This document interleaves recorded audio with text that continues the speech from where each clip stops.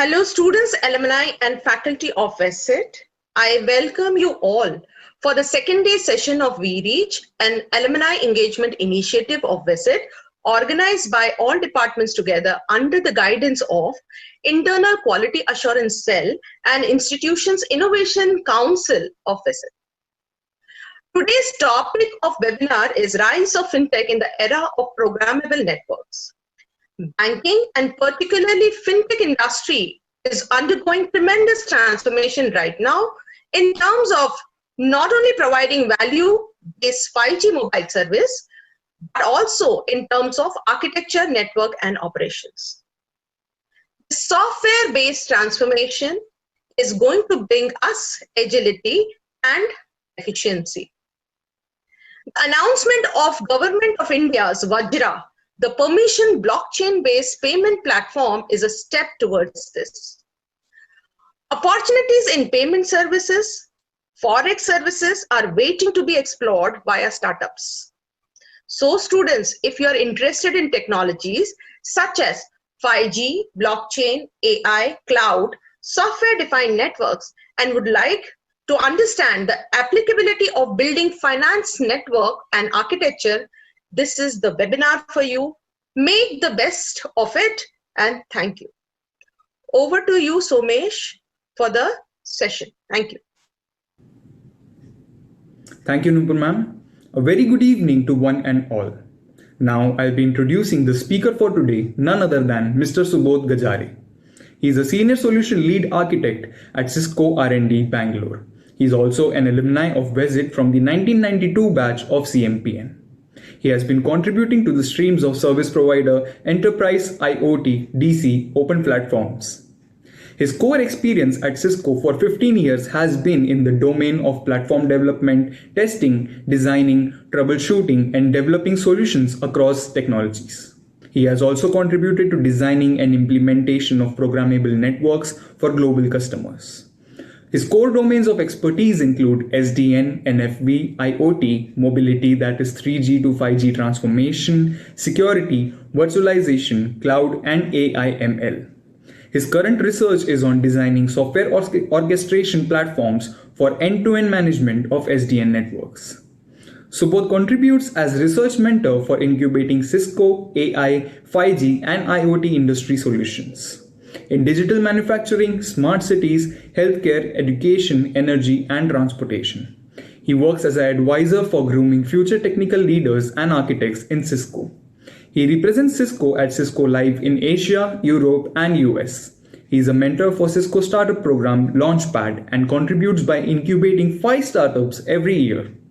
He has co-authored 4 patents in areas of AI, ML, IoT, optical systems, and SDN NFV.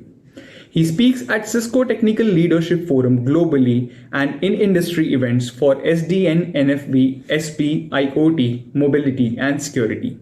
He is highly engaged with SDO bodies such as IEEE, IETF, TSDSI, SCC, and academia worldwide for developing open standards in IoT, 5G solutions, security, and mobility. He is recognized as IEEE ComSoc Distinguished Engineer for his contributions in 5G, IoT, security, and mobility. He is a humble contributor to numerous B schools and engineering schools for shaping their curriculum to align to their industry needs. Now I would request Subodh sir to carry on with the session.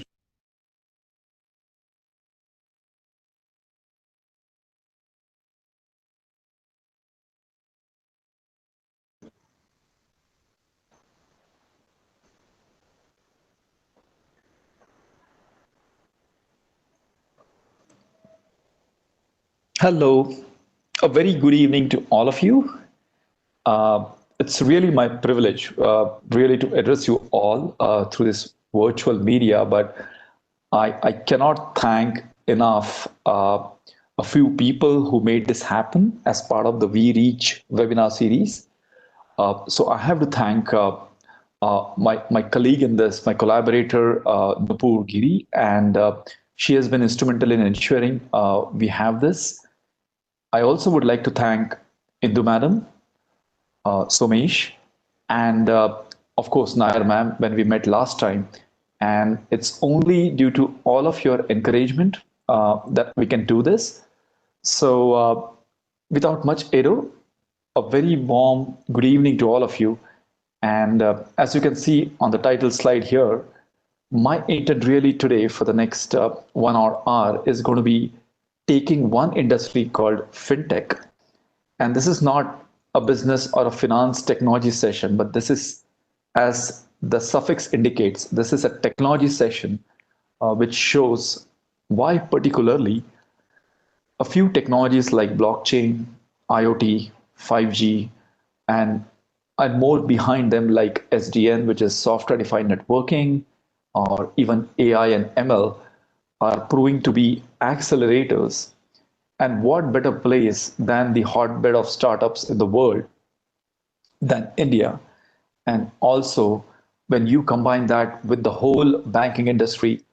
So, my intent for the next 1 hour is just going to demystify that across 3 layers. And this is how the agenda is going to look like. First, obviously, is why should we care? What does fintech really mean in the context of banking, mobility, telecom, 5G, blockchain?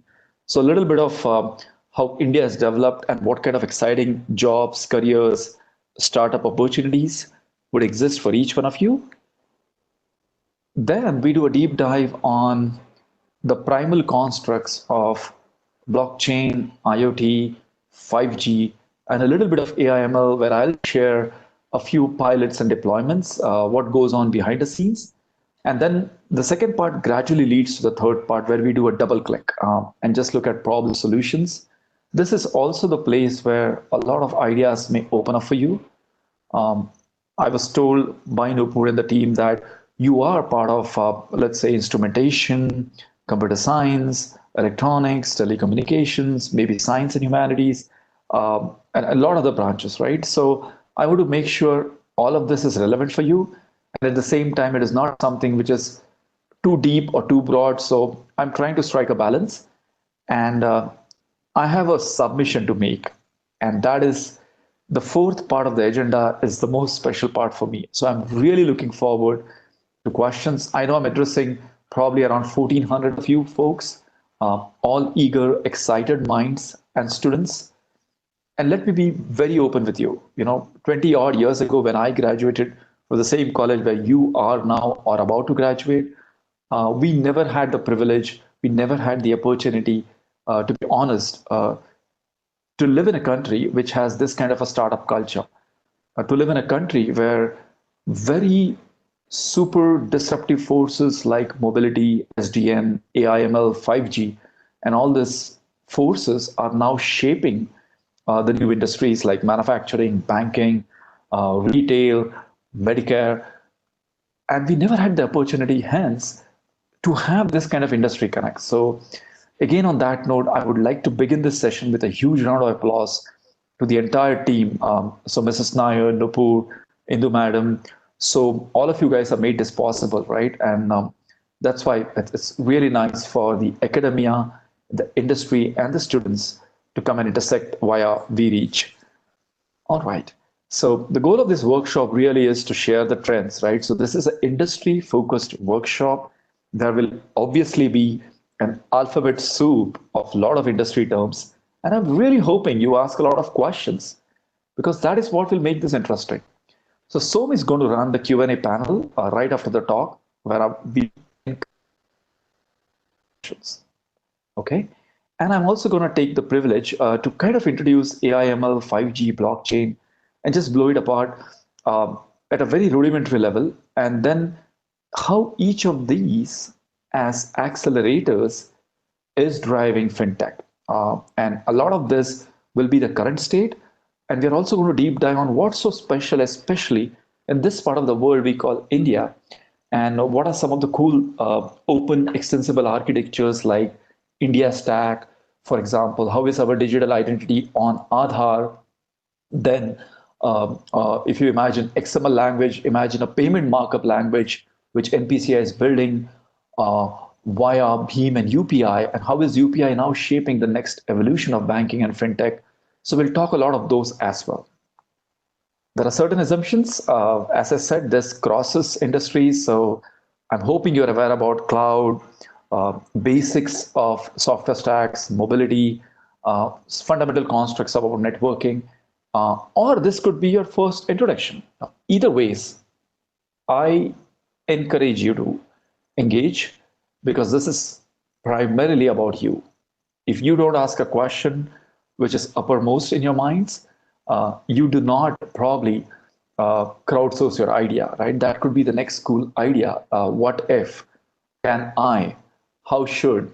What would? And these are kind of questions I'm really looking forward at the end of the Q&A panel once I finish this talk. All right, in a true tribute to any engineering tech talk, I just thought I'd lay the premise, right? Why all of these technologies sometimes can really confound, confuse, and hopelessly really make us wonder how does each one of these work together, right? So here's a little joke. I'm sure you must have heard this a lot in your engineering days or even before in your high school or college days. So how many engineers does it take to screw in a light bulb, right? Now we know the obvious answer is one, but this is the disservice. This is the sad state of sometimes when we complicate technology, right? So we write, oh, it's e to the power of pi and I. We kind of give a cos and a sine function. So -1 plus I dot O minus of -1. We ultimately arrive at 1. This is not the approach we are taking today. So I'm trying to simplify things and give you the short, sweet, and the direct answer. And hopefully we don't go on this path as the 6 minions are trying to figure out how to screw in a light bulb. All right, just trying to inject a little bit of humor. So if you ask me, the fintech situation in India really, and there's so many trends, right? You open up any of the industry analyst reports, if you read them or even read the Economic Times or the Live Mint or any of the popular, big four, so the McKinseys, the Forrester, the Gartners, the IDCs, you'll find different versions, right? So it's kind of difficult, and that's where this, that's why I use that little joke that sometimes it's difficult to filter out and get the exact trend. And so I took the liberty of listing down these 3 forces, big forces, and each one of these forces, as you can see on the slide here, has a lot of sub-accelerators, digital or technology or platform accelerators. So first is obviously the country we live in. From a fintech perspective, my friends, the biggest trend we all know, absolutely since 2014 has been opening up the skies literally. The skies, the air, the bandwidth, the medium, the spectrum now carries something special. It carries our voice, right? So mobility has been and will be one of the biggest inflection, disruption curve, name what you will, but it has been a continual shaper of many industries. We may not perceive it, but it does happen and it transcends. And the real market is not, for example, the 80 odd million in the urban top 3 or 4 cities. The real market is out there in the 640 million rural or semi-rural conditions. Right? And that is how when they start embracing the next wave of financial services, the next wave of banking, the next method in which near field communications or just magnetic stripe communications or magnetic secure communications can be enabled on their feature, semi-feature. And what happens now when 5G comes on? Exactly. So India is moving really at a phenomenal place when it comes to just plain high-speed 4G in the midst of 4G, AA, or we could just call it 4G advanced, LTE advanced. But we are also talking about really embracing 5G. And as we talk, as I speak now, a few companies, for example, Reliance Jio, Bharti Airtel, Voda Idea, along with a few IITs and Indian Institute of Science, with TRAI, is trying to test out how exactly will 5G come in. Because the basic definition of speed will not suffice for 5G. 5G is a monumental shift. 5G will bring in blockchain. Will probably, if blockchain was walking or crawling, it's going to start galloping and running now with 5G. If video, AR, VR, so your augmented or virtual reality solutions or applications, they will now start galloping with 5G. If remote surgery, doctors in each taluka and district was a distance pipe dream with 4G, erratic coverage just when you exit, for example, you go beyond Panvel, when you exit from Mumbai and enter the Mumbai-Pune Expressway, and then you get a patchy connection, and you can forget 4G, but even basic 1 Mbps doesn't work. All that is going to go away if and only if we implement 5G in the true way. So mobility, data, but more than data, if you really look at the killer app, and we all know what that is, and that's video in the most basic definition, the very medium on which I'm using now. So I'm using Cisco WebEx as a collaboration platform. We can have rich media, we can have video, we can have animation. Similarly, I'm sure most of you folks use WebEx or Zoom or Google Duo or Microsoft Teams. So essentially, a lot of way in which all of you are now learning in these COVID times is really on video.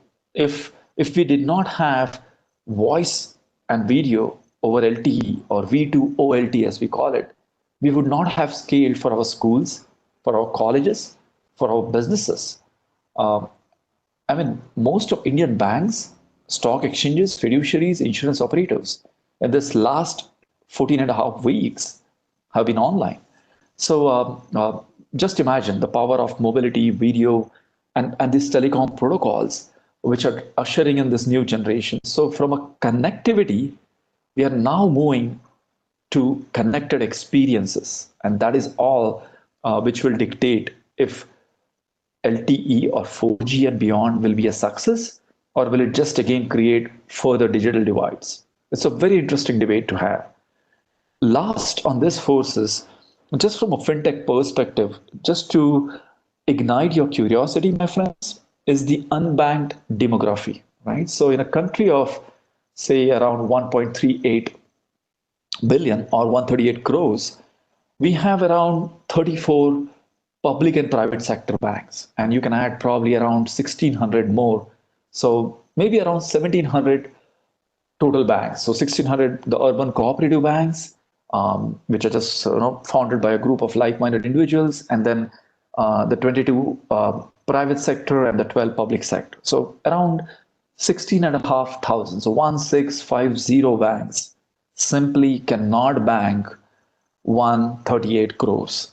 It will not happen, right? And that was a past anyway, but I'm just saying that force was ripe enough. And that created the next force, which was ripe for disruption. So we had SEBI, we had BSE, NSE. These are the regulators, the auditors. And then we had our public sector banks, which, as I told you, around 32 of them, the urban cooperative banks, the private banks, around 1650 maybe now. And then this huge wave of startups. And that is where the interesting disruption has happened. So on one side, you have the unbanked demography from Force 1, which means simply people who want to be included.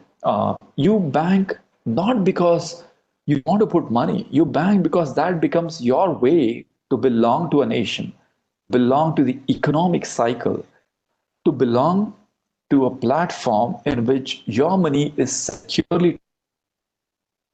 Either way, so let's not worry just about the digital part. So banking can now be heralded as your way to connect to an economy. And we've been have one of the few countries in which some of the most modern or contemporary laws, COVID laws, are now placed. And that is why India is the hotbed for startups. You compare with Australia, US, UK, nowhere will you find the reach of digital payment, the payment gateways, the whole ecosystem. We actually have so many startups, around 275 odd, just in this space. And that is why it becomes very easier for us to adopt. And again, going back and connecting Force 2 and Force 1, And that has only been possible because we suddenly went from data poor, or I would say connectivity poor, to data rich and connectivity rich. And I know that itself can be a debate, as in, does everyone have a 4G connection or not? It just doesn't mean that. I'm looking at the layers below for identity. When you have Aadhaar, which enumerates you as a citizen, and the same Aadhaar with your phone now eliminates 25 rounds of paperwork for you to open a bank account. So from a closed proprietary way of opening a bank account to clicks, clicks, and clicks to open a bank account, say in 4 clicks. And that's what we call as eKYC, which is now done on the cloud. You can store your documents on the cloud on DigiLocker, which is again an NPCI initiative. So it has been a perfect nexus of our regulators and auditors. So RBI, SEBI, our banks, our stock exchanges, our insurance providers are all regulated very tightly. Irrespective of what you hear in the news, my friends, I would like to stake and I would like to actually positively assert that this is really the hotbed for innovation, because we allow startups to thrive, and startups are the ones who look at this approach. For example, how would you bank when you pass out? Would you bank by carrying maybe 4 or 5 IDs to a brick and mortar bank? Or would you be the neo bankers? Would you be consumers of the neo bankers wave, in which sitting at home, because you have your eKYC and your identity, which is nothing but your mobile Aadhaar, you have a feature phone or a smartphone which is rich, and then just with the sheer virtue of your camera, you can just upload your photograph and you're done. You're suddenly bankrolled onto an ecosystem which allows you to transfer funds. And then you can bring a layer of advanced technologies like UPI, Beam payment, IMPS. These are already enabled.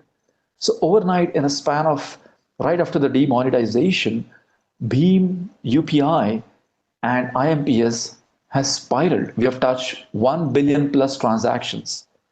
I'll say it again, 1 billion plus transactions is what we now transact on these platforms. So startups are suddenly flooded with options. You can have even the advanced options like NFC or MST, in which your feature phone emits a magnetic signal, which is exactly what happens when you strike a POS machine and just swipe your debit or credit card. So amazing, innovative hotbed, and that is what kind of qualifies the current state. And it's again ripe for disruption, and that's why you'll keep hearing these words. Fintech. If Fintech 1.0 was all about digital payments, Fintech 2.0 or even Fintech 3.0 is slowly going to take the existing generation, merge them into digital payment gateways, the Beam, the Aadhaars, the the UPIs, and Fintech 3.0 will slowly usher in the new technologies. So how will the AI, the ML chatbots come into play? What will really happen if you are a small, medium business person and you want to make sure all of your 40 employees need to get bank accounts in a jiffy? You want to make sure you park your funds for some time. So assuming no more banking licenses, so banks do not have to multiply in brick and mortar. You now have the force multiplier, which are these payment banks. So for example, Paytm, right? One of our the first payment gateway provider to cross $1 billion and grow from a startup to a complete scale out solution, now allows you to shop, allows you to pay your college or institution fees on top of utilities. So suddenly from a low volume, high complexity, and high cost, we are now high volume, low complexity, and the lowest cost. And that's how most of these people are making money as well, because data is the new oil. And what better way to start your startup in this space? Because you have a country which is wired, which is now staring at 5G, as soon as TRAI and COAI, which owns the spectrum and the telecom licenses. They open up the skies and decide on the highways, which is the spectrum for carrying our data rich signals. Just watch, if there's a wave after the third, that will be the 5G wave for fintech. And last but not the least, right? None of this would have succeeded if the software stack, and that is where I call software or the hardware stack. The hardware is in place, your telecom towers, your fiber optic cable, your 4G, your 5G, the whole ecosystem of OEMs, the whole mobility providers, the cloud service providers, the application service providers, those are in place. Now, that means your house is now engineered with the best pipes, you have the best kitchen layout, the living room, the dining, everything is in place. But nothing works if you do not have a clear, open, extensible platforms on which all of these services manifest. So this is how the smart cities are going to now be enrolled. This is how future generations, this is how your younger brothers and sisters, my friends, are going to experience banking. They, for most of their working lives, would never even know a brick and mortar bank. They would be the neo-banking generation. I'm sure most of you are. I converted from a brick and mortar customer to a partial digital customer, to a digital customer, now to a neo-banker. So that is what the manifestation is. My relationship manager, my AI bot is all who suggest to me where to invest. My digital ID is captured and secured, and I can produce it on demand. If I'm buying a new home loan, if I'm transferring or mortgaging my house, I can move money securely. And it is in this context that once you have a digital ID, and I'm not saying a digital ID is not a proof of citizenship, it is a proof of identity. So you have to make sure that that is in line with a payment gateway solution. For example, if the erstwhile model of online banking was NEFT, look how painful it was. Subodh transferring fund to Som. So Subodh has to remember 12 or 14 digits banking number, 9-digit IFSC code, the branch, I add a payee. If it's a weekend, God help me, what happens after Friday 6 p.m.? It's not open on weekends. Overnight, when NPCI, and that's an RBI owned software company, my friends, National Payment Corporation of India, which owns the BHIM and the UPI stack, when they launch NEFT, right? So National Electronic Fund Transfer or nationalized, whichever you want to call it, it now operates for more than 180 odd banks. You can transfer irrespective. So it kind of abstracts you from knowing the bank account number. You can do via mobile or any Aadhaar enabled payment service. All you need to do is have an Aadhaar and know the person's phone number, and you're all set. And you can transfer 24/7 by 365. NEFT also, I think last December, went 24/7. It had to go. That was a natural evolution. And that's why when you look at our regulators, they really do a great job anticipating what's ahead. So if I had to really encapsulate two big forces and summarize this discussion for FinTech 3.0, especially in India, and I think I would say even for the world, it's 5G and blockchain. And we'll deep dive because 5G is nothing but, you look at IoT and 5G together, you look at blockchain and IoT and 5G together. So we'll deep dive on those as we move forward. All right. Okay, so that's what I call as a perfect synergy, right? Those are going to be the building blocks for FinTech 3.0. So quick, as I said, a very primal view. What do we do as human beings, right? We believed computer, IO, CPU, hard disk, and those were the computing things. And they were always connected by some way or the other. They had a port, a device driver, an IP address, a software UDP or a TCP port. Unfortunately, 99.99% of the things we collect, we use, we deliver, we leverage are the unconnected things. So connecting the unconnected is what IoT is all about.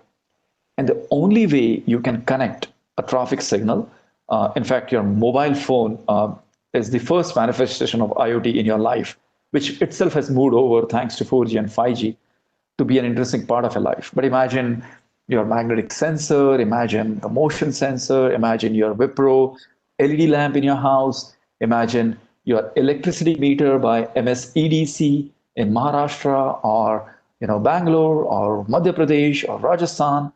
Imagine just pure controllers, door opening knobs, temperature, voltage, pressure, you name it. Imagine security cameras, imagine smart cities. When all of these things can be connected by some magic or network or access protocols in between, and then thin client apps can be written to get data insights and make all of this work in the ecosystem of thousands or maybe even millions and billions of apps, then that's when IoT brings value, right? So if I just kind of increase the stack a bit, the orange layer is the infrastructure layer, and that is where SDN, I think the nicest way I would imagine SDN is think about the decisions probably I went 20 years ago when I passed out, and right after the first job, the immediate urgency was, can I get my first, let's say, a Maruti or a Hyundai car at that point of time? And the decisions to buy a Maruti car was, let me buy this because it's easier to open up, easier to service. I can know where the fifth tire is, it's easier and all that. Now, 20 years later, probably the decision to buy a car, I can say for most of you on the call here, is what kind of cool Apple Play, Android Play comes with it? What infotainment options come with it? Do you get a Bluetooth app which controls your music, your AC, even the lighting in your car? Can the car talk to your service station every 90 maybe days and automatically trigger your service request for servicing your car? So short of driverless cars, I think pretty much everywhere, that is a phase one of evolution. SDN is pretty much that, really. SDN and connected cars go very well. Pretty much when you look at Elon Musk, he's at the highest phase 5 of autonomous or driverless cars with Tesla. SDN decouples the heart and the muscle of networking. So we can have a complete decentralized model of networking with RESTful APIs, your compute, storage, networking, wireless, routing, switching, apps, their performances, everything can be decentralized via microservices. SDN believes in a simple controller model, which could run on any white box or a server, and you just run the code irrespective. So you can have a Cisco server or a Cisco server running some other party application and facilitating routing or access points for any wireless protocol. That is entirely possible. The blue layer above the networking layer is the one where things in factories may not talk TCP/IP, which is the language of the internet. That is like the English of internet, right? We all have a global language, the global currency in which we speak, learn, and do business. Just like that, TCP/IP version 6 now is the language of the internet. When all these things from factory, they use discrete protocols like Profinet, Modbus, Profibus, BACnet, HackNet. So converting them first to TCP/IP at the orange layer, routing them in the right way so that it goes nearer to the place, and then normalizing the data. So it's at the exact place, in the exact manner, assigned to the right way, and then developing apps on top of it. So these are the technology trends you will see. You'll often see the words like software as a service, platform as a service, infrastructure as a service. So if you are automating routing in software, you pretty much are doing infrastructure as a service. WebEx or Google Duo or Zoom is the brightest example of software as a service. You pay certain amount of money or do a trial version, and you're just facilitating voice and video communications, doing meeting recordings, annotating, learning as you like. Analytics, security and identity management. Analytics simply means you bring a layer closer to the place where the data are coming from. So if things are generating data now, imagine the city of Mumbai and imagine every BST bus equipped with GPS. Let's say, 3,000 buses with 6,000 GPSs. You would need a a little network with a lot of analytics and horsepower closer so that you can make decisions locally, store that data locally, and only push data up to an Amazon or a MS Azure or a Cisco cloud when it is required. And that premise of analytics is called as edge analytics. I'm just breaking down the word. You'll often hear the word called fog as well. But suffice it to say, analytics is going to be a big part of it. I'll quickly rush over security, identity management. How do you know when you buy a new bulb and just plug it in your home network that it is not, something which is damaging your home security? What if someone outside your home hacks into your home router and then connects to your home work office through your home network? So the secret sauce is really around security being a first thought and not an afterthought. Open and programmable APIs, and this is the place where SDN really rocks because you have netconfig, REST config. You can actually model a router using YAML, yet another modeling language, and just qualify or enumerate what a router, switch, or a server looks like. And last but not the least, there are lots of innovation happening on the access protocol for IoT as well. So if you're interested, Google for LP WANs, low power WANs, because IoT is not inside your house. So it's not AC 220 volts power cable. It runs on batteries. And sometimes it might need smart meters, which don't need to be opened every day or every month. You just install them and forget for at least 7 to 10 years. That's why smart cities, smart lights, smart bulbs, or anything smart works, right? You don't want to something for which you need to, but you need monitoring. You need a place where data can be accessed.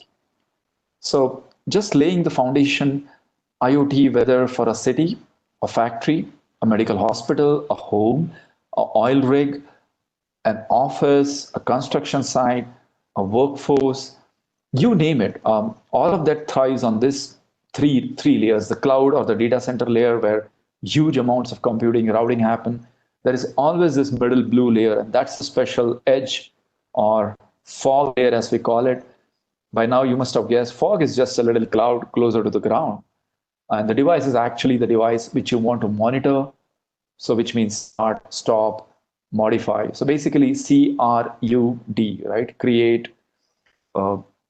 update, delete, all those operations which you typically do on an NMS device, when you poll a device, when you modify a device.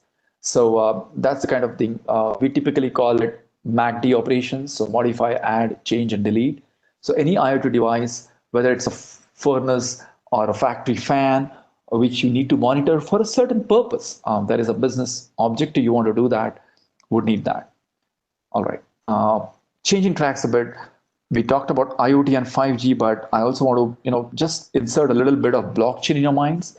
So by now, nobody knows if it was Satoshi Nakamoto who wrote the paper, but there's a lot of claims around it. But he obviously started the trend, and exactly around 11 and a half to 12 years ago, when the first paper on cryptocurrency was written, we've come a long way, right? So now I think the real inflection curve was after 2015. So 4.5 years ago, when I started actively working in this space, I realized that there is an immense opportunity for blockchain in the rest of the 99%. So cryptocurrency is just one way. You could just say it was the payment solution using a technology called blockchain. Blockchain is the main technology, the architecture, which runs on DLT, distributed ledger technology.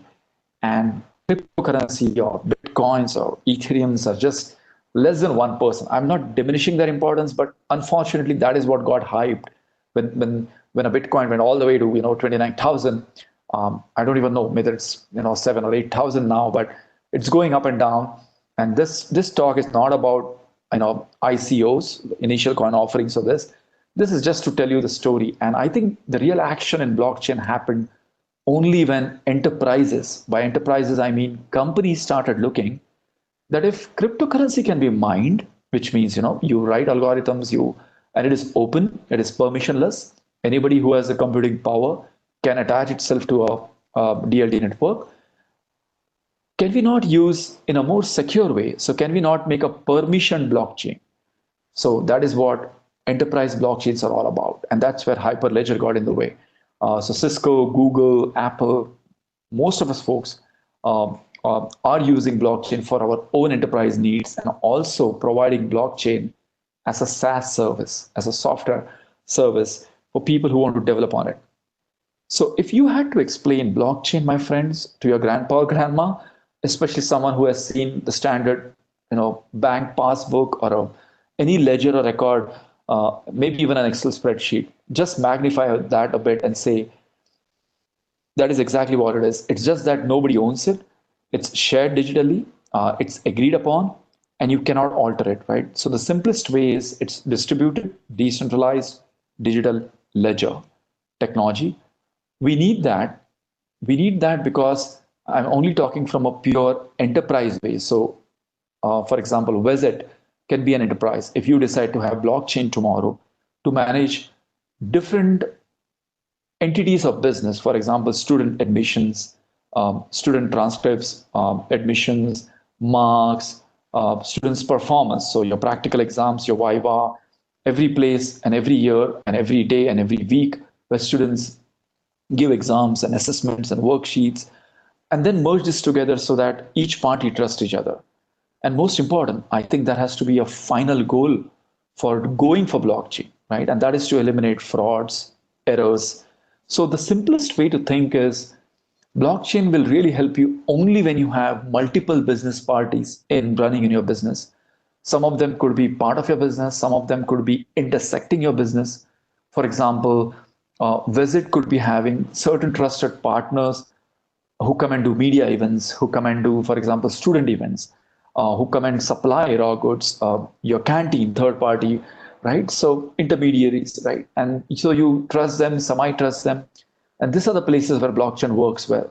If everything is trusted, if everything's working fine, using blockchain is like using a sword, to apply butter. You don't need that. You just need, just a little spoon or a fork. So blockchain, fundamentally, you can think of this as the three manifestations. As I said, I transfer $1,000, and that's a record from A to B. So let's say Subodh has given $1,000 to Nupur. Nupur has given $500 to Som. Som has given $200 to Indu, right? So that's a record. You bridge them together. So a bundle of records becomes a block, and then you hash that block. So you write something in that block and spread it amongst all the 40 or 50 nodes. So each node is a router here. And obviously, when you're hashing, you're putting a cryptographic code which says, this is what I agree.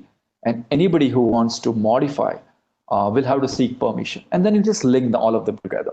And that's why it's a chain of blocks. And hence, we just call it's an immutable chain. You cannot change it. And people get confused between this and the mining part of cryptocurrency. There you can, here you cannot, right? You can only append to it. So the nicest way to look at enterprise blockchain is to imagine the first word, which is its permission. Every blockchain is peer-to-peer, so the permission part is most important. It is secure and immutable, unchangeable. And you have the strongest, so SHA 256 kind of credentials to validate all the record blocks. And then there is a common version of the ledger which goes around. I'm just saying ledger as the basic entity which you're sharing.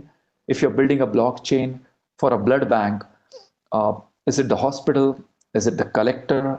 Is it the third-party things? Is it the transport of the blood bank? Is it the storage capacity? Who is modifying or touching the blood bottle as it crosses these 5 boundaries? Similarly, blockchain for, let's say, HDFC Bank by itself, right? Or blockchain for Larsen and Toubro's factories, or blockchain for, say, India's payment system. So then there has to be a protocol-based consensus. And this is what we call as, this is where the JSON, the Java, and the Python comes in. So just like you have routing, you have BGP, you have ISIS, routing protocol at L3 and L3.5. You have blockchain protocols on Java and Python, which are very popular now. And there is a consensus algorithm in which we all agree that this is what the ledger looks like. And it's fully programmable. That's where the smart contracts come in. So if blockchain 1.0 was cryptocurrencies, blockchain 2.0 is really going to be around smart contracts. And that is what enables the HR department to talk to finance, the finance to talk to legal, the legal to talk to ops, the ops to talk to IT and engineering. And that is where business logic gets influenced by blockchain. Right? So just again, I'm now tipping the architecture stack through a pyramid. You can use at various levels, but imagine the top of the pyramid to be the most complex and also the most value, or you can say most lucrative place, most advantageous place to use blockchain. When I say workflow automation, you are actually controlling and influencing how business works. For example, Infosys or TCS could be hiring 1 lakh people every year. Imagine the hiring and the onboarding process as each new hire, each one of you, when you join these companies, the iterations you go through for securing your laptop, which group you belong, what project areas you get assigned, what delivery managers, what buddy mentors you get assigned, everything. Right? So the base is always, yeah, blockchain is secure for data integrity. And then you bring a little bit of that shared data. So if you're just working at the hash level, you're just securing the data. If you're working at the core data, what is inside the hash, you're looking at provenance, source of origin.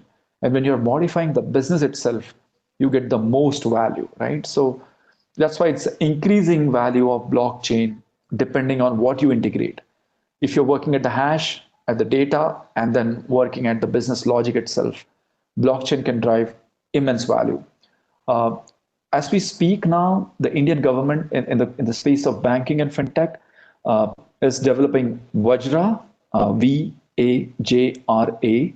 That's going to be completely enterprise permission blockchain for entire banks. So hold on, if you thought banking 2.0 or 2.5 is for here, banking 3.0 in India is going to be on blockchain. And I think by mid next year, we would start seeing the first phase of it. As we speak now, the licenses are given out. The synergies which you now see in the fintech space, for example, the Geo, Facebook, WhatsApp, Instagram partnership. Yes, everyone is eyeing that from an industry perspective, but RBI has been giving out NUE license, so unified entity licenses, in which companies like Paytm from payment gateways and banks licenses can also move to the next evolution. Also, industries themselves can now get into this space. So the neobanker license, that scene will open up. The unified license for startups to operate will open up. So if they're using blockchain anywhere, they will have to make a business decision on what part of the pyramid they need to influence. So I just thought this pyramid becomes a great structure for us to relate to. All right, quickly going on. Internet as we speak today, I hope by now you know there are only 2 things in the world which are free, right? So it's air and then it's the internet. Just kidding. But yeah, it's completely decentralized. There is no patent on the word or who owns the internet. There have been people who have developed it, but TCP/IP has RFCs and protocols. IETF develops that. We do not have ownership on the internet. That's why it's completely decentralized. And now blockchain comes with a similar approach. So you could have blockchains. There are nodes, countries, continents can agree, but I believe just like UK has GDPR, US could have a similar for Sarbanes-Oxley. India will have its own policy. And I'm glad most of Asia Pacific is looking at blockchain as an accelerator and not just a cool cryptocurrency kind of a platform. So it's in nascent stages, but final state of internet, as we call it, is going to be the internet scale trust. So right now on the internet, anybody can add a router and say, I'm starting a cable fiber optic company. I'm going to put this router, and this router has the capability to store, say, around 10 lakh routes. And so it can be an internet gateway provider. Similarly, anybody can add to a blockchain, but can you trust each other? And that is where permissioned, decentralized blockchains will come into existence. So this is the final state. This is how 2030 would look like, assuming each developing, underdeveloped, and developed country have at least blockchain for the banks, for the manufacturing, for the retail, for the healthcare. So this is what we imagine. And it's the other way to look at internet scale trust. I like to use the word zero trust. So I trust no one when it comes to, for example, and I'm sure most of you do, using, say, for banking, right? Just like banks caution us, do not share your OTP, do not share your. So if it's my fingerprint on my phone and I know it has face recognition, I'm just adding factors of authentication. Similarly, for all the maybe 500,000 nodes, around 5 lakh main routers which control or route the internet, can we have a zero trust model, which means every time someone's passing data, can we have some degree of implicit and explicit trust, right? And that's kind of outside the purview of today's discussion, but there is so much work happening by IETF even in that space. So BGP, the next evolution, which is the routing protocol of the internet, border gateway protocol, is now being enhanced to make sure it is secure. So a lot of work happening in that space, along with security for Python and JSON as well. I took the liberty of just showing it to you, right? So this is how, people initially thought, cryptos, it's just going from cryptos, but just watch as the graph builds out. But this is how countries, continents, and regions are now, if I may say so, getting tokenized, really increasing their footprint in the blockchain space. And I just took this as a moving graph just, maybe 1.5 years ago. But I'm sure if we now add all the way till June, so another 18 months after this final date, it'll even be bigger. But that's how, in terms of market size, in terms of market cap, if I may, nobody knows, right? And I think it's best if you don't get into numbers because it just kind of clouds what lies beneath it. But I humbly believe if blockchain was adopted in the right context, the petro industry, the manufacturing industry, everyone would grow, right? There's ample opportunity for everyone using a never before tool now. And I'm just using 5G as a word tool, but I really look about 5G as a evolution. It's a mega trend. It's the network of networks because 5G cannot exist without SDN. And when you put SDN and network function virtualization together, most of 5G is orchestrated in software, which means the AI and ML part has to be there. So networks are now orchestrated on the cloud. There is so much intelligence. There is so much machine learning. You would not even believe right now. Imagine when you onboard yourself as an Airtel or a Jio customer, 5G customer, maybe 1 year from now, within hours, your identity, your billing cycle, everything is done. And that's the amount of, and you suddenly get an app and you're just done. It's just done. Jio did that 3.5 years ago. For people to get a Jio connection, you just show your Aadhaar and within 2.5 hours, your SIM was activated. Imagine people who got their SIMs, and I'm sure teachers on this call realize when we got our cell phones, say maybe 10 or 12 years ago, there was a 3 or a 4 day waiting period. So we just brought that down to minutes or hours, and it might even be now just one click. You just go and that's it. That's how neo-banking works, right? That's how SBI, for example, allows you to open an account just from the comfort of your home. Upload your Aadhaar and your account is open. Whenever you find the time, visit the branch and just submit the formality in the next 1 year, your paperwork. So interesting times. Okay. Sorry about that. So let me just go ahead. It's 6 o'clock. All right, so blockchain is not about adding the prefix blockchain and making money, right? This is again the shortcut, the glossy, the marketing way. You are defeating the purpose. So I thought, in a humorous vein, so this is one little, company on the East Coast, a beverage company, Long Island Iced Tea, and they just added long blockchain just to make it cool, and the share price increased. And people have kind of, disillusioned. Oh, is it something to do with the blockchain? And that's why the share price has increased? Not really. Okay. So yeah, digital cats on Ethereum, and I sold this, and I had 25 bitcoins, and I'm giving you half a bitcoin, and my bitcoin went from 1,000 all the way to 8,000, and so I made money. That's a cryptocurrency world. I'm getting your attention back. Nothing bad in that. That's the consumer world, but I really wanted you to get an impact for trade, finance, companies affected. And these are genuine problems. For those of you students who are looking to start your startup, or maybe you just had an idea, you kind of, just had drawn it out on your paper, or maybe even, paper napkins in your cafeteria. That's how ideas happen, right? And you just ideated and said, there is so much fraud happening right now for this thing. There is so much fraud happening for small to medium customers. So look at these numbers. 21% companies are affected by breach. So there is IoT, security hacking. There are so many companies affected by procurement fraud. So you'll notice these words: counterfeit, fraud, breach, compliance, identity fraud. Everywhere it's going on. You name it, it's happening.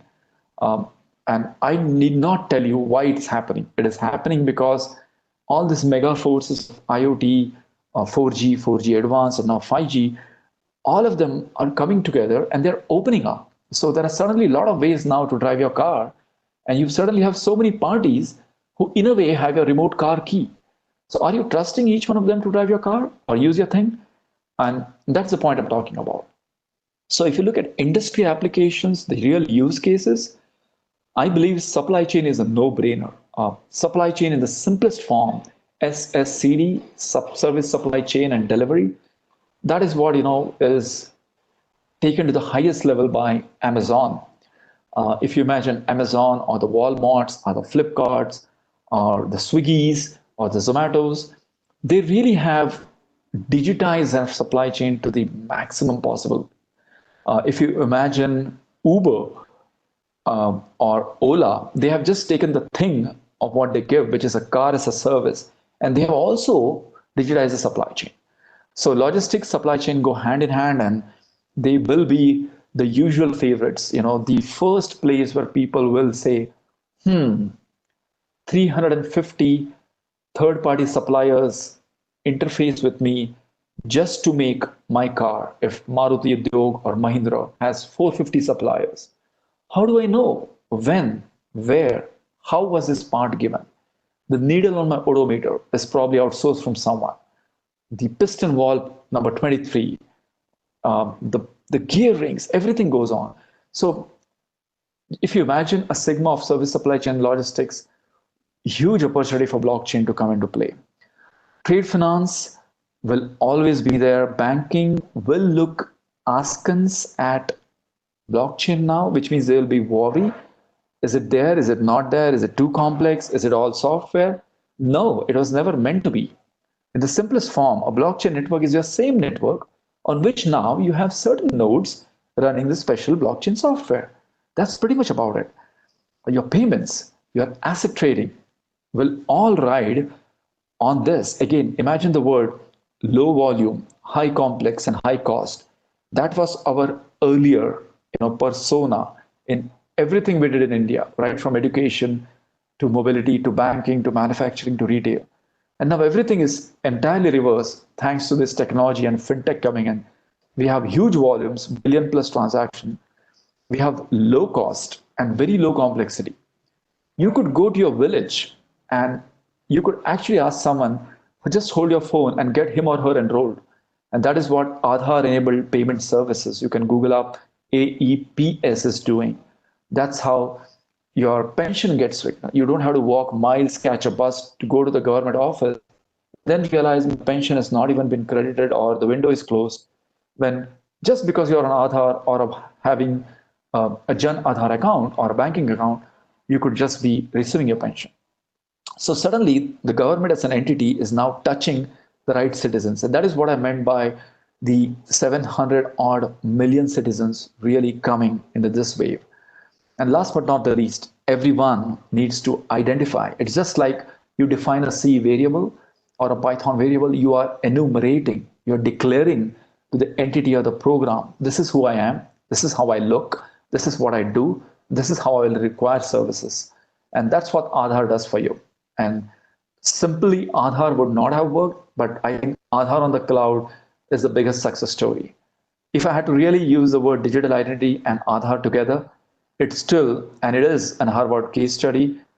You can go on, but 1.2 billion out of 1.38 billion people are on Aadhaar.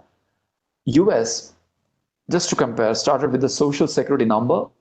It's a 9-digit number, it's on paper. And from 1957, when the Social Security Administration started doing it, and they have just gone digital 4 or 5 years ago. NID in UK is still half digital, so it's phygital. We never had, you don't have a chit or a paper which says Aadhaar. You don't have a form. You just have a 12-digit number, and that completely enumerates and qualifies you for a telephone connection, for a bank account, for doing anything now, or for getting any service now. So that becomes your interface with multi-factor authentication. How do I look? What's my phone number? Your iris and your fingerprint scan. So multi-factor authentication, completely quantifiable. Even if you go to your any superstore or a little store where you're swiping cards, the cost of a POS machine is typically around 15,000 rupees, and then the rental charges. So just imagine now you're running that all those technologies now in your phone, and you're completely qualified through your Aadhaar. So your point of sales machine are already like typewriters and calculators now. They're going away because your entry point 4G, 5G phone of 7 to 8,000 is like a melting point of 120 technologies, and it's enabling you to touch all these services. So just giving you that perspective. This is a flow chart. You know, most of you guys actually as students like flowcharts, so I took the liberty of drawing this out. So do not use a sword to kill a mosquito, right? It will never scale. So what I'm telling you is try to understand the outcome. Where are you trying to use a blockchain? Is it for your student attendance records? Is it for your college? Is it for a blood bank? Is it for a manufacturing utility?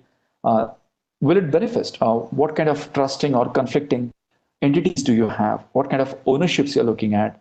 What are the cost structures? Do you have a shared business logic? If you don't have a shared business logic, many times it doesn't make sense. So there are basic checks, and you can expand on this flow chart, right? And depending on which industry vertical you service, for example, if I'm rolling out as an architect a blockchain network for a manufacturing utility, my flow chart will look even bigger. But the basic why has to be answered before I even go and think about applying blockchain for Shell or ExxonMobil or closer to home, even for Reliance Petroleum. Okay, so just some basic business drivers, and I've just listed the top 3 ones. In simple English, it's just about reducing cost, reducing complexity, and bringing automation. That's what it's all about. If you translate them to business intent, yes, you want to detect counterfeit and gray market products. Anyone who manufactures from a Maggi noodle to the biggest, furnace in the world or a nuclear arc reactor is scared of piracy, right? Just like piracy in the software world, you're very, very scared. Imagine the next Samsung or the Apple earphones you buy. How do you know the point of origin? Why not have a blockchain network? So Apple is seriously contemplating and building and testing to make sure its ecosystem, because they make billions and billions out of their ecosystem. Similarly, securing safety of critical medical supplies for public and private hospitals, especially in this COVID era, because every day a suspect or a confirmed COVID patient is touched by a lot of third-party providers. By touched, I mean not a physical touch, a data touch, a digital touch. And last but not least, every company, every hospital, every bank has to go through compliance. ICICI, SDFC, everyone has to go through NEFT compliance, RBI compliance. If half of a bank is digitized, the compliance for that half needs to be automated. So blockchain can help you there. So just listing down how IoT and 5G will really, really blossom these particular industry applications. So supply chain, supplier, who is your supplier, the main person who supplies to you, he gets it from the manufacturer. The manufacturer is interlocked with the shipping companies, who is then, through a value-added reseller or a channel partner, is distributing in the city till it finally reaches you as a consumer. So you imagine even a basic apple you buy has a genealogy. And the word genealogy here simply means the birth cycle or the life cycle. Is there a way you hold your phone, look at the apple you buy, assuming it has a little sticker which qualifies as a QR code? So QR code up to, say, 4K characters is enough to give you that digital insight that this was grown in Haryana if you're buying a Simla or a Delhi or whatever kind of apple you're paying for. And if it's 40 rupees and it's worth for, and in what manufacturing cycles, how was it stored, how was it transported? So the food, the agro, and the manufacturing industry is absolute ripe, not just for quality and preservation, but for transportation, counterfeiting. A lot of these cases can come up. Billions of things in IoT. Which ones, which parts, while being manufactured, are failing? Can they go back in the repair cycle? Can they be registered, earmarked, so that's how Apple and the Samsung phones are so immutable when it comes to jailbreaking them, right? Because they're marked right at the source. So every factory which manufactures anything can have a decentralized authority to make sure there is a secure platform for this. I'm just slightly giving you a window in the future. Don't confuse this with Tesla, but yes, partially connected cars or DAS, driver assisted cars, would look like this. So V2V here is a protocol, very popular. We generally call it V2X now. So with 5G, we'll have CV2X, which is cellular, vehicle to anything. So V2X means vehicle to vehicle, cars to car. We also anticipate cars will talk to street lights.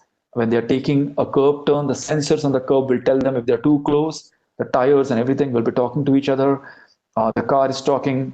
If it crosses a turn where a hospital or a mall is, the infotainment display lights up. Special audio beeps can go on.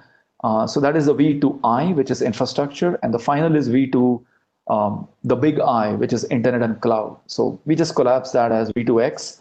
So even when you're changing lanes, a little icon in your right-hand mirror can light up, right? When it tells you the car behind you is too close, so don't change lanes. A simple light, instead of, because even to look at your dashboard sometimes is a 2.5 second distraction. So simple audio beeps for lane changing, park assist. These are the forward-looking use cases, right? And I know they happen a lot for Tesla or Waymo, which is Google's connected car. But some part of it is now happening. For example, Hyundai now has a partially connected car on Indian roads. We have the Mahindra XUV, which calibrates, automates your tire pressure, your AC, your infotainment, and I'm sure other cars as well by manufacturers, right? Those roadside units which you see really is the hardware and the equipment which goes in. So companies like Google, Cisco, Apple, we all work together to develop a connected car solution. Alrighty? Okay, so a blockchain can be on top of this because you're really now having, imagine a data center which is churning out 30 petabytes of data in the heart of Navi Mumbai or Mumbai. And now you have a data center on 4 wheels. Every second, every RPM, the wheel rotates, data is generated. And now imagine 2 lakh data centers on wheels on the streets of Mumbai every second. So the volume of data is astronomical. Now, I'm not saying each of this data is important. So the volume is there, but the velocity with which you need to do the analytics will change, right? So that's where the 4 layers of IoT come in, if you remember them. So again, from a simple transportation logic, you can have a blockchain network. Who transported my 1,000 liters of oil or milk? Was it maintained at the right speed? If the driver took too many halts and the cement or the milk or the apples or the oil got spoiled or the viscosity changed, everything can be processed. Also, at various points, there are the octroi posts, what was exchanged, what processes were come into play. So you can have a lot of telemetry, a lot of public-private key exchange can happen. And that's why service supply chain security and bill of loading, landing, everything can be a part of it.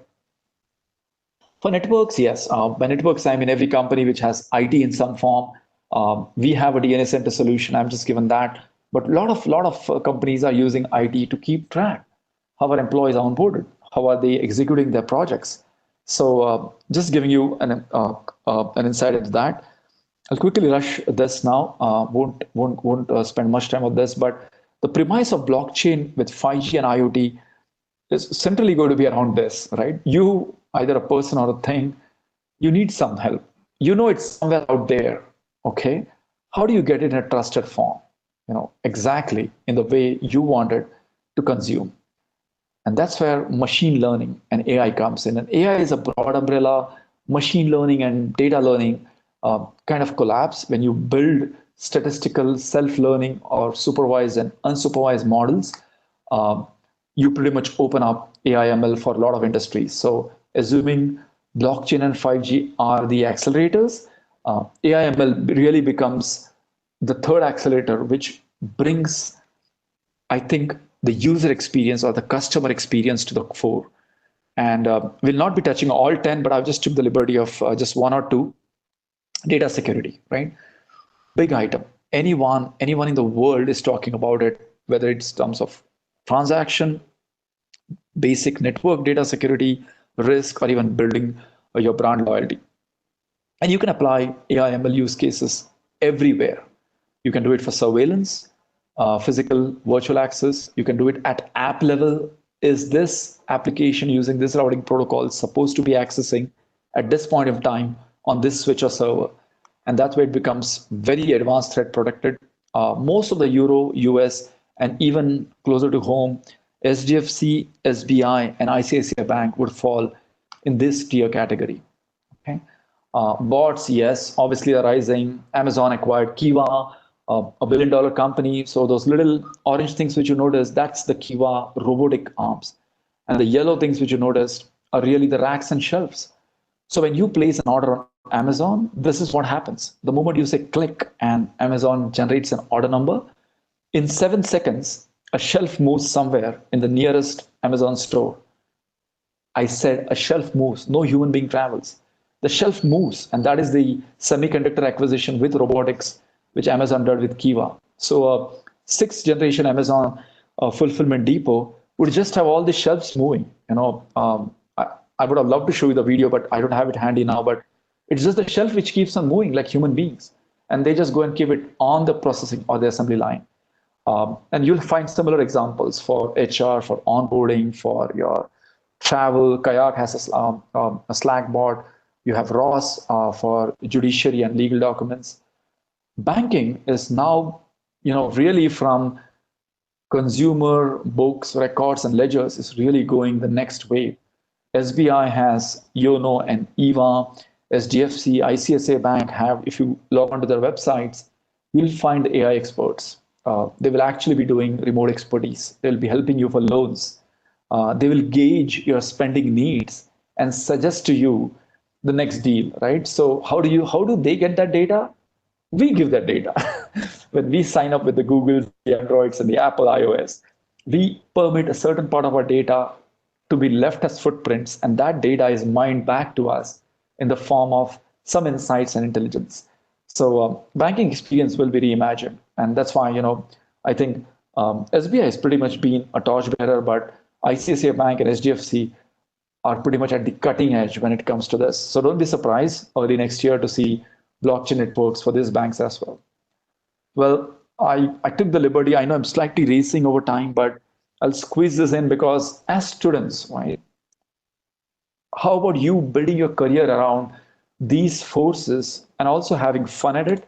So, the basic distinction is you could either watch all of this happen and just read books and try to by heart, which I'm sure of you don't, or you can just be a part of it. You can be someone who does interesting paper submissions, ideates, build your startup, fail your startup, incubate your startup, and then fan out your startup. And I believe I want each one of you to be in the second category, right? You can be a part of this mega trends. I don't need to tell you, this is a standard slide which is there practically in every big technical summit you go, from the World Economic Forum to any Gartner summit, any big idea summit, and they will all be telling about this. And they'll be using words like platform, digitization, IoT, 5G, or even blockchain. But you can all agree, right? So the way to read this is Uber owns no taxis, but is the world's largest taxi company, and so on. And I'm sure you can put more names there, like you can even put, Paytm now, if you like, right? Or Swiggy, Alibaba, Tencent, Baidu, all of them have that. Every country has a success story. So this is a perfect time. So if your career clock, whichever year you're in, was going in a linear way, I now encourage you to plan in an exponential way, right?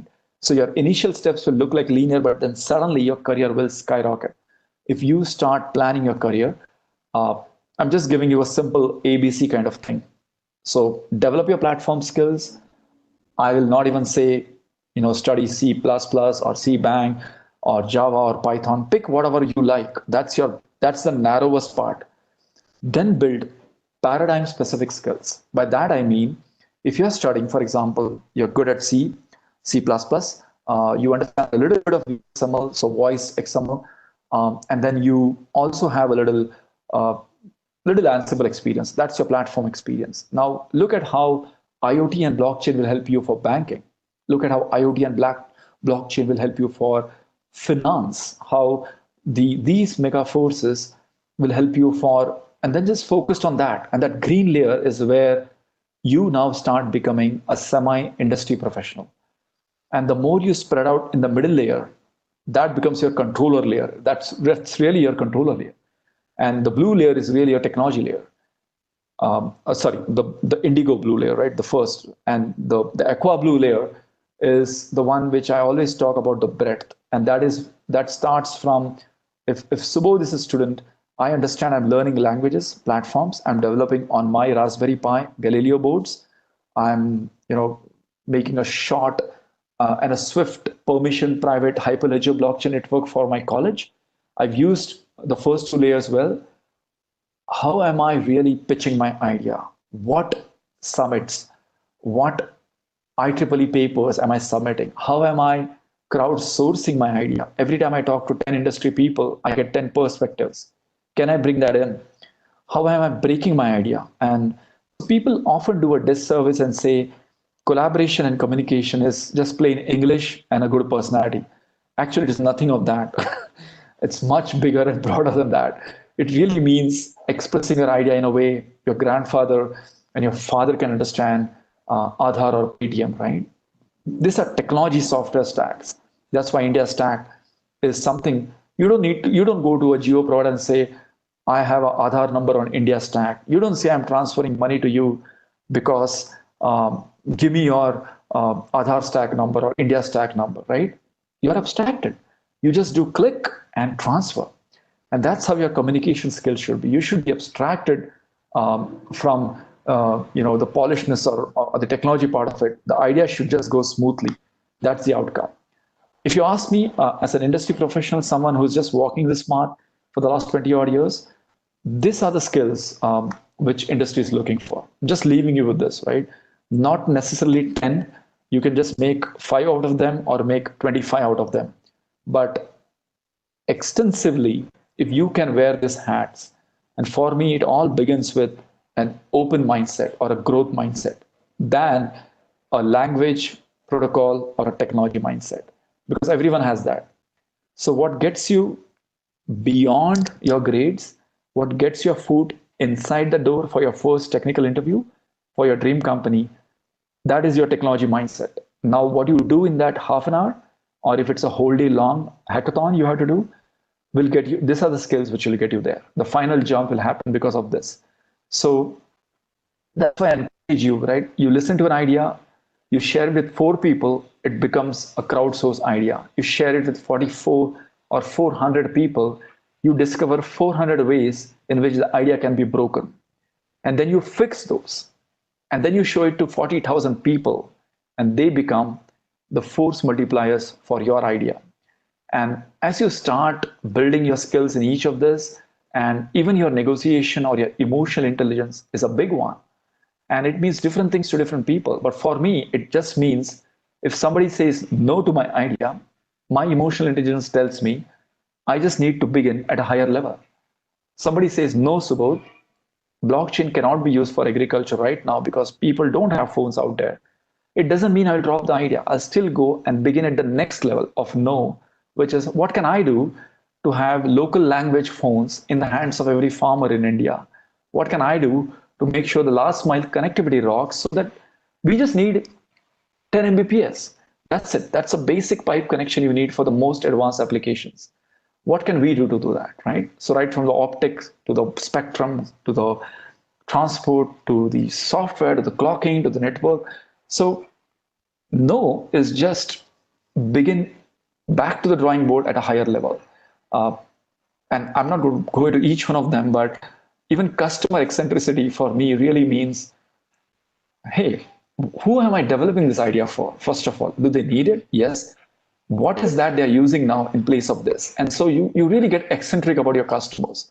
I also call it customer obsession or customer experience. But that can really, really blossom your idea. All right. So on that note, I'm going to leave with that. My sincere apologies. I went slightly over time by a few minutes here, but I'm going to open it up with Som and now start taking each one of your questions, right? And those are very special for me. So all over to you, my friends. Thank you. Thank you so much, Subodh sir, for that amazing and informative session. I request you all to please wait for the live question and answer round about to begin. A very good evening to one and all once again. Thank you so much, sir, for that very informative session. I can't begin to express how insightful that was. A quick note to all the people streaming this video live on YouTube, you need to refresh the page to post questions live, and then we'll be beginning soon with the question and answers. So, sir, as some of them had already posted some questions during the session, so Arnav Bakchi had a question about what are programmable networks? As you already covered this in your session, I just want to establish a line of questioning for the students. So can you, sir, please explain a brief idea about programmable networks?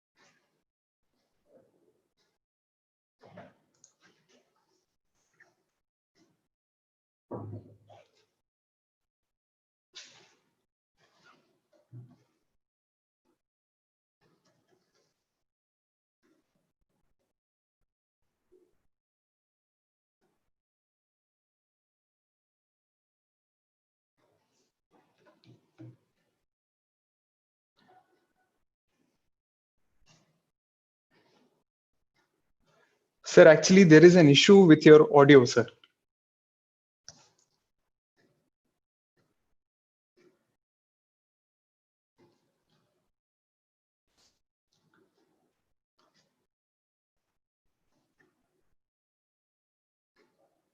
Sir, if you can try removing the headset, maybe it would work.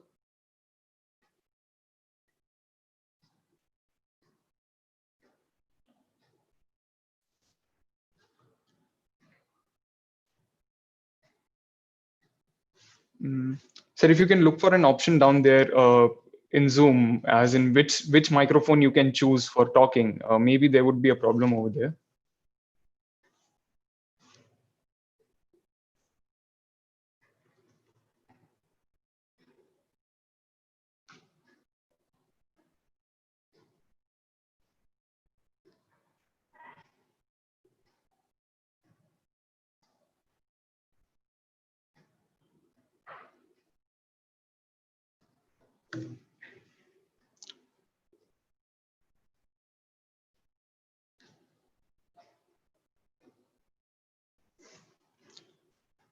Okay, so everyone streaming live, just give us a few moments to get this technical issue resolved. We'll be back soon.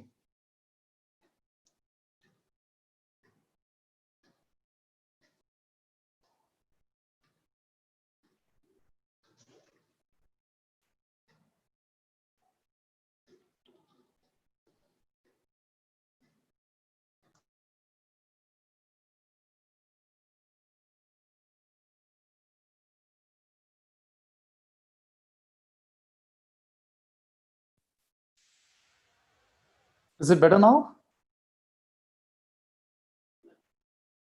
Yes, sir, I can hear you now.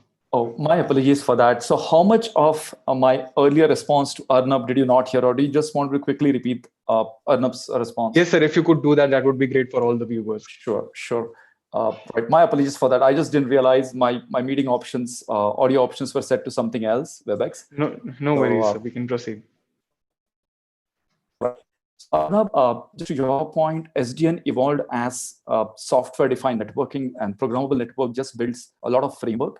So just like you say, a human being has eyes, ears, 5 senses and everything. There are now software languages for modeling. I'm just mentioning a few words and technologies. For example, there's an open RFC protocol called YAML, yet another modeling language, in which you say, for example, hey, for example, I'm just using Som as an example. Som is a router. He has 24 ports of 100 gigabits. And there's a way you can qualify that just like a C program structure. So SDN provides you the framework for that. SDN essentially is also about breaking the relationship between the brains, which is the control plane, and the muscle, which is really the data plane. So how do I route packets and where do I send them out? So the relation between data and control plane is decoupled, which means there's no dependency. And the earlier networking was highly on dependency. SDN is now 100% decoupling that. The current evolution of SDN, Arnab, will really usher in this emerging technologies, everything which you heard in that talk, which I just mentioned. So 5G, AIML, a lot of blockchain, obviously, and IoT in a big way. Okay. Very well visualized, sir. Thank you so much. So moving on to the next question, sir. As you also discussed in the presentation, technology essentially comes out to add 3 factors to any sector. That is mobility, cloudification, and consumers from the digital era.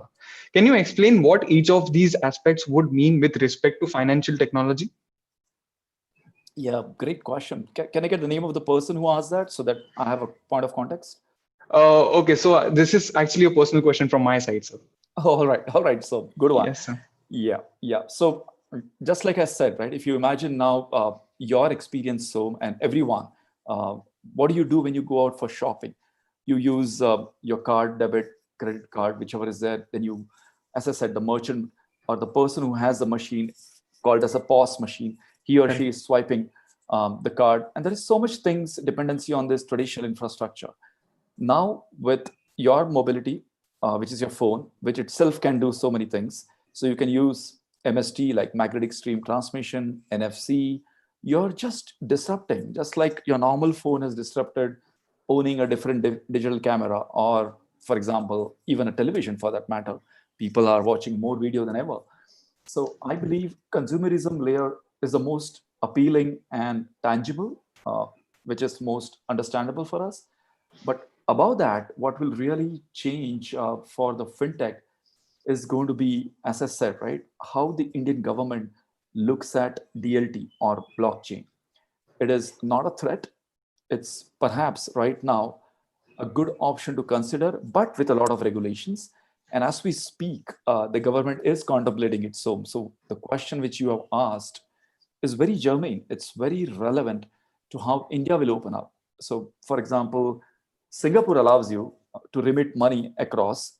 So between, let's say, Singapore and any other country, you can do cryptocurrency transfers. If you were in US and you had given me $200 or $300, you pay almost 8 to 10% extra. So that is $15 to $24 extra you pay just for the remittance charges. And that's for block, because we don't have trust. And then there's a banking entity for which you have to pay extra charges. So I believe the evolution in fintech can we create safe, trusted, permission networks. I'm not talking Ethereum or Bitcoin. They are open. Anybody can start mining.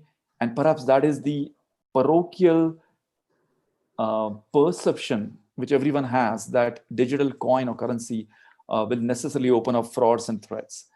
I do not believe so, but I also believe when we draft that bill, and it is not yet a formalized bill, so we still have time, we should look at blockchain really as an enabler for the new age of banking. Precisely what, for example, Nandan and his entire team has done with digital identity. They have brought suddenly identity on a digital platform. So now the new age of banking, whether you call it neo-banking or banking 3.0 or beyond, can really leverage wherever required DLT, right? So decentralized or distributed ledger technology. And that's the whole premise. Okay.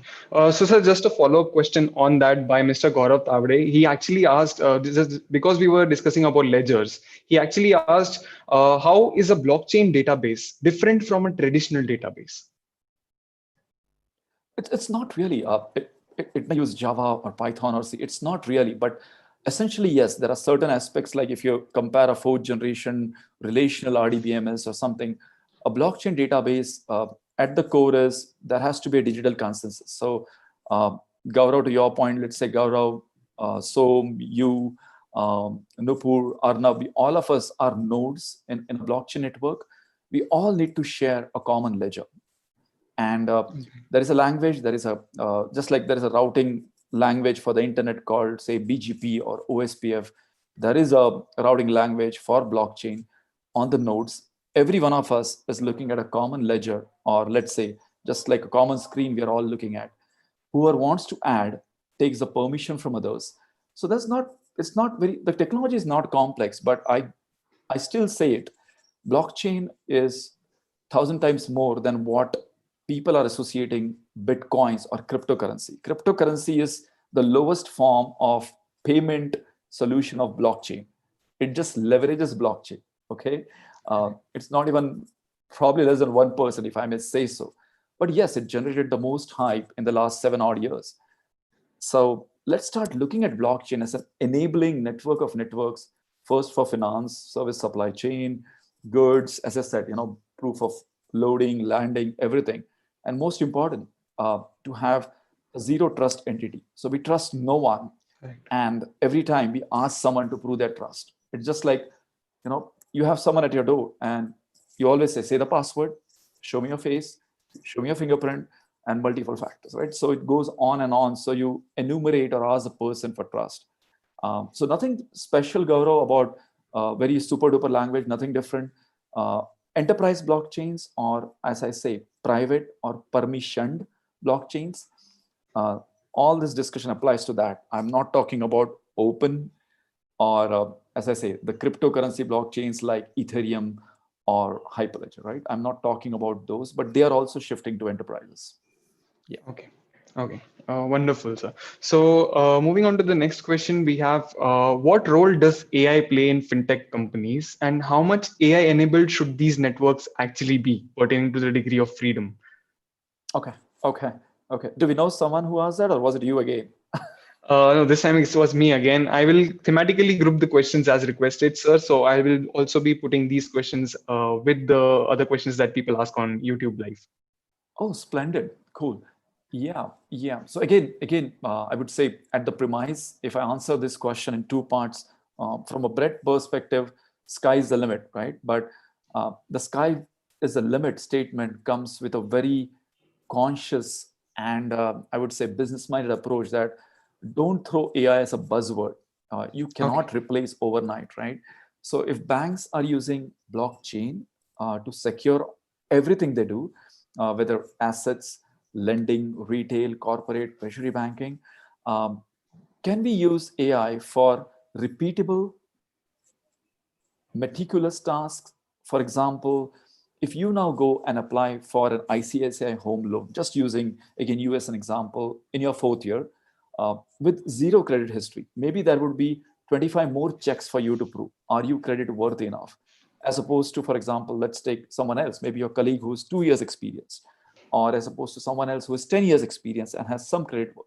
So if we can minimize these checks and balances, because the country now banks, I mean, we are the world's best banked country in a way, right?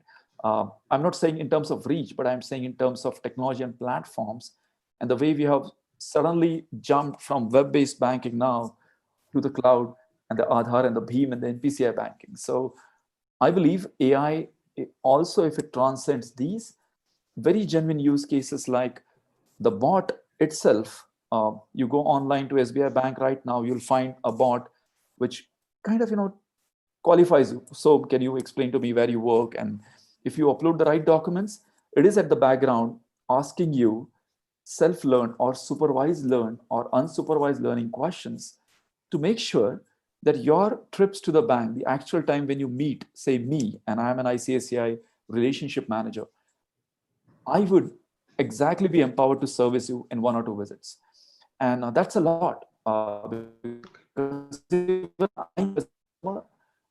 Your loan is my asset in a way, right? If you are taking a loan from us. So that complete path of, I'm just using a home loan or a personal loan example, it can really go to the next level if we use AI in the right way. But having said that, it is not a panacea. It is not something which you can just throw and say, oh, we are going on AI.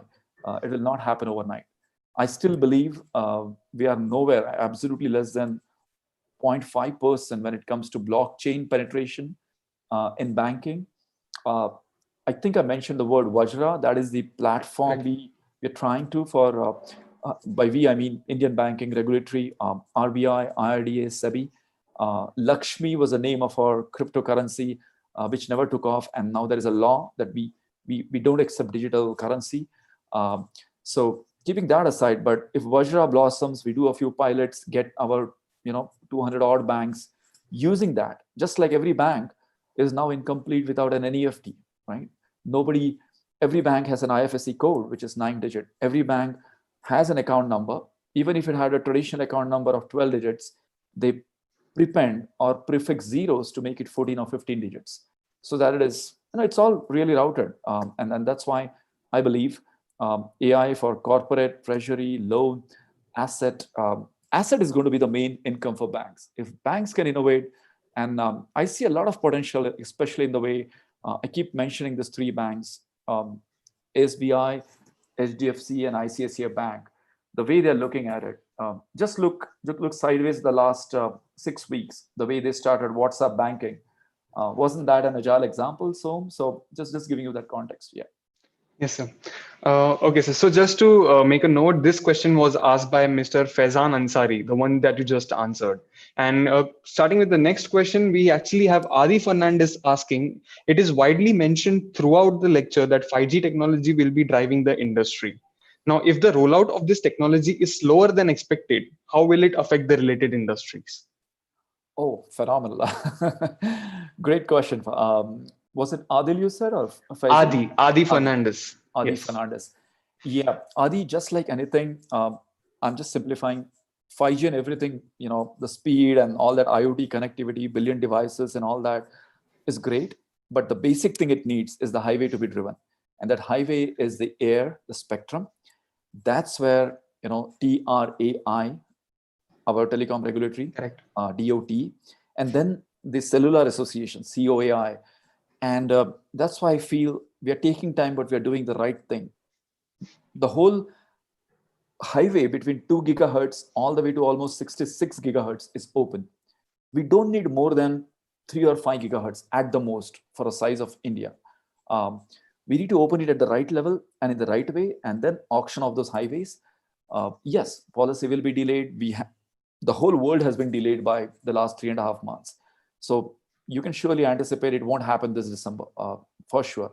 But that does not stop the COAI usual suspects. So cellular operators like Jio, Voda Idea, Bharti Airtel, to start testing. And they're doing that, my friend. They have been doing it since last June, I believe. In fact, they're on the cusp of actually announcing which kind of examples, use cases in agriculture, retail, manufacturing, industry will work for India. Samsung, Ericsson, Nokia are building the 5G modem handsets. So for us, for people like you and me, Adil, So everyone on the call, right? We just have to do the usual thing, and that is go to a store and do 2 checks. Is my phone 5G compatible? If not, do a buyback or whatever pleases us. If it's 5G compatible, hey, just upgrade the nano SIM and we are good to go. Correct. Okay, sir. Splendid. Sir, so just a follow-up question on the same thing by me. What does 5G mean for IoT and in turn for fintech? Like, does 5G play a significant role here? 2 parts again, right? So good question again. 5G, try to imagine as 3 ones. You know, if all of you can keep 3 ones in your mind, nice way to remember 5G across industries. The first one is it gives you 1 gigabits on paper. How much we get is a different question, but just imagine from the present bottleneck of not more than 50 megabits on your phone, on your radio, you get almost up to 1 gigabit. It's been tested in the labs. I'm sure it will come down to 750 or 500 megs, but take and try to imagine 1 gigabit on your phone. The first thing which will be disrupted is, will you ever use a router or a broadband in your homes, right? If you get reliable 500 megs on your phone itself at the same price point, maybe instead of 700, you end up paying 1200, roughly, right? Yeah. And we leave it to the COAI to sort that out. The second one is the latency part. So 4G typically has, latency. By latency, I mean the time. If this is Mumbai, this is Boston, exactly antipodal to us. The time a WhatsApp call goes to Boston, Bombay to Boston, and comes back. So that round trip time now is typically in the range of 100 to 150 milliseconds. With 4G, we even try to bring it down to maybe 80 or 90 milliseconds. With 5G, we're actually looking at applications in the range of 1 to 25 milliseconds. The 1 is just a misnomer, really now. I don't think anybody will get at 1 millisecond. But think of 1 second, make 1,000 parts of it, and think of each block. That's the best latency we can squeeze out of 5G. So that's the second one, 1 millisecond. The third one is 4G was great, TCP/IP, programmable and everything, but it never was really about optimizing. It was never really about complete software orchestration stacks, never about your cell phone tower being on a programmable layer. 5G gives you the third one, and this one is a special one really, which not many people relate to. And that is what I call as the ability to connect millions and billions of devices. As opposed to 4G, in few hundreds, we now go to millions and billions. So the third one is either 1 million or even billion if you scale it. So 1 giga, 1 milli, 1 million or billion devices. The play of 3 ones answers the second part of your question.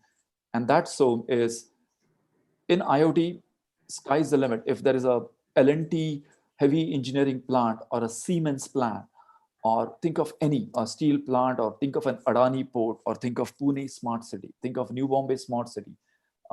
Think about the 27,000 CCTV cameras, each of them having a TCP/IP address and just coming on one Mumbai net network.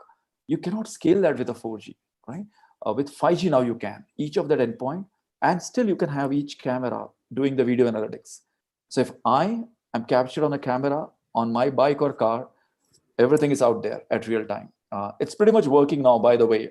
Try breaking the speed limit on the Mumbai-Pune Expressway, and you'll get a nice, warm, friendly SMS saying, please pay up the 700 rupees. Your ticket has been generated by the Maharashtra police, right? I have friends who have showed me the pictures, and it's working pretty efficiently there. So I was proud of how 4G is working, and I'm sure 5G will take it to the next level. Okay, very informative, sir, and really, like, we could understand it. Even a layman would understand it the way you explain, sir. So that is amazing. Sir, going back to blockchain, we actually had one question from Mr. Saurav. He would like to ask, what portion of processes and jobs currently facilitating the financial services are expected to be replaced by blockchain? How much does it actually help if we had to scale it? Okay. All right, Saurabh. So when you say how much does it help if you had to scale, you mean from the present status quo and go to a partial or fully blockchain? Yes, sir. So he has actually put a description of what does he mean by that. If you want, I can, yeah. So, sir, he has mentioned right now the number of employees, the number of time, and the number of like the amount of investment that something takes to facilitate in the financial services department. After introducing blockchain, how much does it actually help? I like that. I like that, Saurabh. And I'm a big believer that that is how you really need to start with the solution. For example, if proving my identity took 3.5 days earlier to get my home loan or my Correct. SIM or my phone, it takes 3 minutes now with my e-Aadhaar, right? So bang on, great example. I would say it's no one's business to really predict. I mean, you can, but you'll be proved wrong. That's the whole essence of the word prediction, right? Correct. You can say 4 process, I can say 5 process, but I think the 3 players who will really drive this market. One is, and this is where each one of you, right? If you are a student, Saurabh, or even a researcher or a professor, I would say the first circle is the startup ecosystem, the Silicon Valley, the whole 275 odd fintechs we have, right? From the highest rung, our first unicorn, which was Vijay Shekhar's Paytm, and then everything which rode on it. And we're just going on deals and everything. So first is the startup culture. Second is the government policies on it. Mind you, we are one of the most strictly regulated regiments. There's very meticulous laws for NFT and everything. And the third will be this technology places. And we often mix and think the technology is the important part. I would rather say this to people really accelerate. They are the multiplying forces. The technology thing is just imagine like white or brown bread. What you put on it doesn't matter. It just flowers, right? So I would say in banking, it's every bank's choice. If SBI is someone who's targeting now really SMEs, small to medium enterprises, or even MSMEs, micro, small to medium enterprises, you know that 80% people who have no relation, who are not even banked by this, of all the SMEs and MSMEs, they are looking at generating invoices. They are looking at security. They are looking at it as the safest place where even if they hire 200 migrant laborers for 3 or 6 months, what are they paying? How much are they paying? And how much do they own back to the government for taxes? Not the well-oiled run businesses, okay? So if the banks who are giving loans to these are slightly vary, if I'm a SBI bank and if I'm giving a loan, say just, I'm just using an example. Let's use a ballpark figure of say 10 crores, okay? 1 billion rupees, I'm giving a loan to uh, to a person who's making just piston wheels or ball bearings. And if they're hiring 400 migrant laborers, how do I establish the credit worthiness? So the new emerging economies is if I have done Paytm payments, if I have done phone pay payments, that's my digital footprints on this highway called India, the physical highway. On top of India, I have the 4G, 5G network. And that establishes me as a bona fide player. That improves my credit history, my CIBIL score. We have never exploited that. That is, I believe, the true power.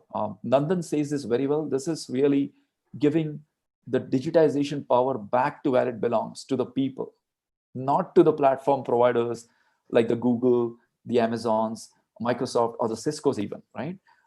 This is my data. This is your data, so this is your data, Saurabh. So I believe banks will build very customized use cases. The neo banks will obviously cater to all the generation of this, 2000 students. When you pass out, chances are you may never even visit your bank. You'll probably just go online on SBI and say, my Aadhaar, 12 digit, my face, verified e-Aadhaar, and your account just starts getting open. Right. And that's how SBI is now opening accounts, by the way, in the COVID scene. So that's the first part, personal banking. But the real money is in asset banking. Okay. How do big corporations, small corporations, lending increases? How do you make sure all that happens in an absolutely immutable trust way? I'm slightly lengthening the answer because it's a great question, Saurabh. If you really look at it, there is no perfect answer. It's like I have in the Apple, really simplifying, I have this Apple called blockchain use cases. How do I slice it? And you can slice it in any way. It is just like how you might use IoT in your house will differ from the way I use IoT in my house. You might use it for your media servers, music servers, streaming. I'll use it for my water, electricity, gas pipeline, and maybe just, a motion detector lamp, front and back. So different use cases will emerge. If they don't emerge, then we are in trouble. So they should emerge. Okay. Yeah. Okay. Splendid, sir. I think Saurabh would be more than satisfied with that answer. Okay. Sir, so one more question from Adi Fernandez asking about how much of rise will we see in data analysis and data security industries as billions of devices would be interconnected? And like, do we need to revamp reviews and regulations about our data privacy? All right. Was this Adi again? Sorry, I missed the name. Adi Fernandez. Adi Fernandez. Yeah. Great follow-up question, Adi. You're opening something which is very close to my heart and my company's heart. So I'll just say this. Security in IoT is everyone's business. Unfortunately, nobody's looking at it that way. Simplest example, Adi is built state-of-the-art house, put IoT, made it a smart, secure house, he thinks, from the front, and the back door is open, right? That's how IoT networks. I'm not generalizing, but try to imagine you invest so much, sensors, SDN, application-enabled platforms, and then the app layers, and don't talk about data privacy as you rightly called. So if I were to give this use case, I would say security is not an afterthought. It's the primal thought. It has to be the thought number one at every stage. And now amplify that with whether it's for a smart factory, even for a smart city. Tomorrow, if I tell you, Adi, if all the denizens of Mumbai, if 33 million of you are now part of a smart city project in Mumbai, and all your educational records, your land records, your birth records, your family records, every single thing you do is now on the cloud. The first thing which will appeal to you is not the volume. It is first, is it secure really when I put it on DigiLocker? So it's everyone's business, period. Data privacy by itself is a big thing. In fact, I'll end with this. If you're not someone who's worried or making a career in this, I'm not saying as a cyber security, it is actually everyone's business. It is like you may or may not like digital payments, but you need to have Paytm, right? Now, at least in this COVID times, you will never open your physical wallet and give out those 250 rupees for a movie or for a hot dog or for a burger or for a masala dosa. You would use a payment. You would use Paytm. You would use whatever comes to your mind, phone pay. So it's everyone's business. So I would always say, if you're someone who's investing your career and then you want to be a cyber securist or a cyber sleuth, or you want to be someone like a data analyst comes afterwards. The security part is the outermost fence. Data science, data analyst, both work in unison to make sure all the processes and every technology we spoke upon now is in adherence, okay? And each of these three characters or personas have some of the most promising careers. I mean, if I may end with this, Adi, don't look at the fancy titles. I think they're just evolved. The basic premise remains the same. The earlier network security professional has evolved to now a cyber security professional, because cyber includes physical, IoT, virtual, but the premises remain the same, right? How do you qualify? Who is accessing? What time are you accessing? Where are you accessing? How are you accessing? How do you look while accessing? Is your pattern and flow correct? That's where your analytics access, right? Even the way you browse, Adi, if someone is making a graph of that and they suddenly detect that this browsing pattern is not Adi, is someone giving back your information saying, this looks like a malicious download, has to be malware, has to be ransomware at 11 p.m. in the night, because that's not Adi's browsing pattern, okay? And that's what analytics does, by the way. All right, yeah. Okay, so wonderful. So, sir, a few questions of my own once again. I'll be asking some questions regarding the businesses that are getting into fintech. So, the first question being, what are the leading businesses that have etched their name in the market post adapting the fintech technology? Can you give us some examples, sir? I'll start giving just the vertical name. So, payment gateway providers by itself is huge, and that I think I don't need to tell you. The biggest, the best, and the most illustrative unicorn come practically the leader of the world by transactions now. I said world, not even India, is Vijay Shekhar's Paytm. And correct. I think the singular reason why they evolved so much was again the way they leverage India Stack. I'm just making it very clear. Just stop looking at India Stack as a government-y kind of a thing, and it's actually the exact opposite. It provides a framework to exponentially multiply any business you like. So now let's say Adi, Saurabh, so you guys think about, can we start a startup in which, we tie up with, for example, local microfinance lenders? There are a lot of there. If you go to any gully or nukkad in Mumbai, Pune, Delhi, wherever you live in, or wherever in India, there are so many microfinance guys. They are not even touched. They don't even have a website. All they have is 20, 30,000 people, right? From the auto guys, the tempo guys, the fruit traders, everyone, the vegetable groceries, who are neglected by the main core stream banking, but they go to the microfinance guys, right? These are the people for whom the fintech can really usher in. Because what is the common thing they have, which every one of us has? It's right here. Yes. They have a phone. And Correct. this gives you the access, the identity. So access is the mobility. Identity is the Aadhaar. The payment gateway is Paytm. Earlier, pension used to be 25 trips by some senior citizen getting up in a remote to the nearest government center, going to a window and learning, oh, my 5,000 rupees of pension is not there. Pension now is just an SMS on Aadhaar, right? So we've really leapfrogged. And this has happened in less than 4 years, by the way. So for fintech, I would say sunshine, double sunshine, triple sunshine, right? First is you're in the right country. Second, the ecosystem is we just have around 200 banks. Every year, the PSU, the public sector banks are diminished. The private sector banks are forced to write and orient themselves for disruption. And the third most important layer is India Stack provides you identity, payment, and now even account aggregation, that digital footprint thing I spoke about. So think about how many businesses can now be qualifying and enumerated. So suddenly I'll use this example, low volume, high complexity, and even high cost, we are now into huge volumes, billions and billions transactions happen on Beam and UPI. Very, very low cost. And in fact, the lowest complexity. So it's a win-win strategy, my friends. Correct. Wonderful, sir. So, sir, Akhil Veriani actually posted a question asking, do you think banks are a competition or a collaboration opportunity for fintechs today? Excellent question. It is very similar to if somebody would ask me, I would say every bank should think about fintech as both a collaborator and a competitor. Let me give you an example. They have, in fact, right, a lot of fintechs are now being like extended arms for banks. I don't need to name it. I would encourage you to Google themselves. They provide so many banking services. Look at Bank One. Look at the top 10 fintech in India. They're just like extended arms to go and reach that fruit wala, that pani puri wala, someone who would never think about having a debit card and 14-digit bank account number. I don't want it, right?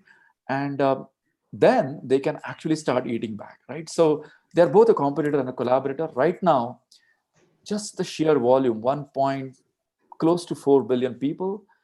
Even if you consider maybe 800 million odd people to be banked, we are nowhere there with just less than 1,700 banks. Even if you count private UCBs, the urban cooperative banks, and the 250 startups, nowhere there. So it's like, imagine a ground size, the whole of Chembur, where our college is, okay, and just one football match happening. That's the best example I can give. You have lots of grounds to play. Correct.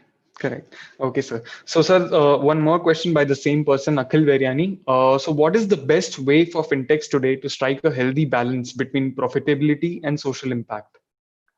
Beautiful, Akhil, beautiful. I'm even actually touched by the way you asked that question, because that's precisely what's missing out. So the easiest, and as I say, right, the most apparent answer would be, don't run after volume. Paytm never ran after, oh, can we make 50,000 transactions? They looked at the value. They looked at products which they can bring, and then they opened it up for travel. So Paytm is like a superset of Make My Trip, Swiggy. In fact, don't be surprised if visit fees can be paid on Paytm. They've tied up with so many educational institutes, your electricity, smart meters. So start with a vision, and the vision can be whatever, say payment gateway or revenue collection or simple transparent invoicing systems. Can every pani puri wala really, I'm just giving an example, right, on the streets of Mumbai, have that visibility, and you're providing that value to him. And I use the word freemium here in the right context, just like, for example, Geo, right? It disrupted the voice market. SMS and voice calls are free. I don't care, a 10-digit number in India, it allows me to call anyone for any moment of time, because the real value was in data, right? The video and the data money. That's where they made the money, and everyone followed suit when they disrupted that. Fintech guys, the new guys, the old guys, all have to start orienting themselves and start to move beyond the transaction to the value phase, if I may say so. Akhil, just a special, more of a request come challenge for you. If you're someone who's aspiring to be in this space, start looking at why the Swiggies, the Phone Pays, the Snapdeals, and obviously the Paytm succeeded. Try to look at where the disruption is happening. It will automatically answer for you. And as I said, start from the outside, start to solve a problem, as you rightly said, societal. It could be economic, it could be technological, it could be legal even, it could be even environmental. But if you're someone who's starting from out, you'll automatically discover the sweet spot. If you're someone who's starting from inside, you'll be so focused on making that excellent Java Python layer and spend maybe weeks developing it, only to realize no one needs it. Okay, so be the outside in guy. Okay, wonderful, sir. I think Akhil would be very much satisfied with those answers, sir. Wonderful. Sir, this is the next question asked by Gaurav Govilkar, asking, how much is fintech instrumental in modern overfunding? Crowdfunding, sorry. It is, how much is fintech instrumental in modern crowdfunding? Yeah, I don't have the exact numbers, Gaurav, but I mean, I would say huge impact, really. For if you imagine, I'm just from a percentages, if I can answer, if you break down the entire finance big vertical into banking, finance, stock exchanges, insurance, and fiduciaries, huge impact. I think every year, if you just Google and say top 10 IoT startups or top fintech startups, you'll get not only an answer, but also indications on where and why this company should go for. So huge impact. And again, don't go for the obvious payment things, right? Oh, you're someone who's just being another phone pay or Paytm. Then you'll have a hard time distinguishing. Start outside in, but huge funding. We have funding from Sequoia, Blackstone, you name it. Funding is coming. All you take the top 10 venture capitalists, they all have their hands, money, coffers linked to the 250 most promising startups in India.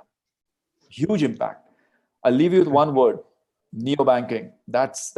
I'm not saying that is the only future, but that is a vision for every bank. And then this can start taking baby steps slowly and gradually. The ICICI, SBI, the SDFC kind of the cohort will be the easy ones. What will be the difficult one are the, for example, Mysore Bank, Bank of Travancore, Allahabad Bank, Canara Bank, Indian Bank. If you can be someone as a startup who's even simplifying the process for digitization for these banks, you're in a sweet spot. Mind you, there are very few startups in that space. Someone who can, be the extended arms for digitizing banks, startups digitizing banks. So great place to play. Perfect. Okay, sir. So this you already mentioned in your session, a bit of advice for the students who are looking to get into the fintech domain. But sir, since you were running short on time, would you like to maybe elaborate on any word of advice for the budding students who aspire to contribute to the fintech domain as an employee or maybe as a startup as well? Yeah, great questions. So yeah, great questions.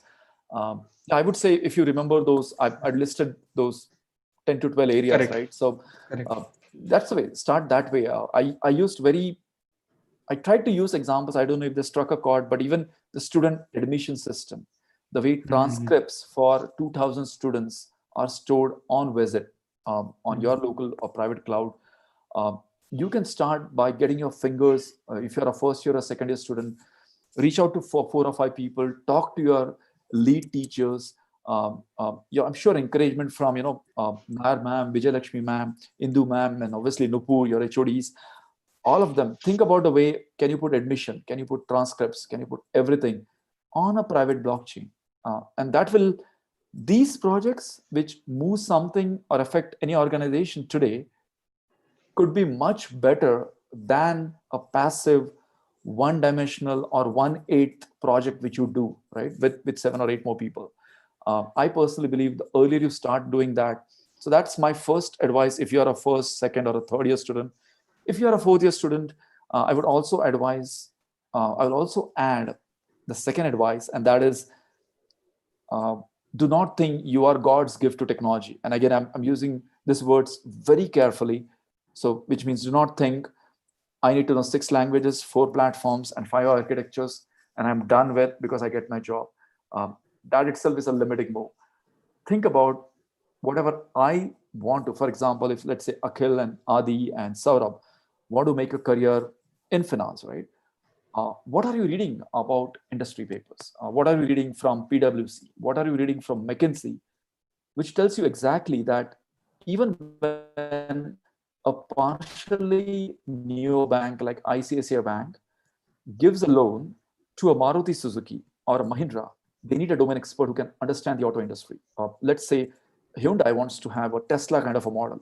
They have a vision for a Tesla kind of electric vehicle. Mahindra wants to start an electric vehicle assembly line, say in Chennai and Bangalore, and an R&D center. We are talking about, so suddenly this mechanical electrical world of auto is now turning to software, platforms, energy, battery, alternate energy sources. So you see what I'm saying? If you are someone who's only in this domain, and if you are someone who's only in, so broaden your perspective. The second thing is look at the T, right? Imagine a T, get that breadth also as you get the depth. And together, this T grows to be a thought leadership for you. So from a technical leadership, you really embrace thought leadership. It could even be you do your startup, scale out, fan out after 4 years, sell it off, get acquired, get merged, move on to your next idea, or just get in a great title role by the company who acquires you. Either ways, your technical and thought leadership will blossom, right? So Akhil, and I know you appear as someone who's very passionate about this. I would actually encourage you, go for it. I mean, the gauntlet is thrown, right? The government is conducive. India stack is building up. And yeah, who knows? We could have 5G maybe by mid next year as well. Okay, wonderful, sir. Really inspiring.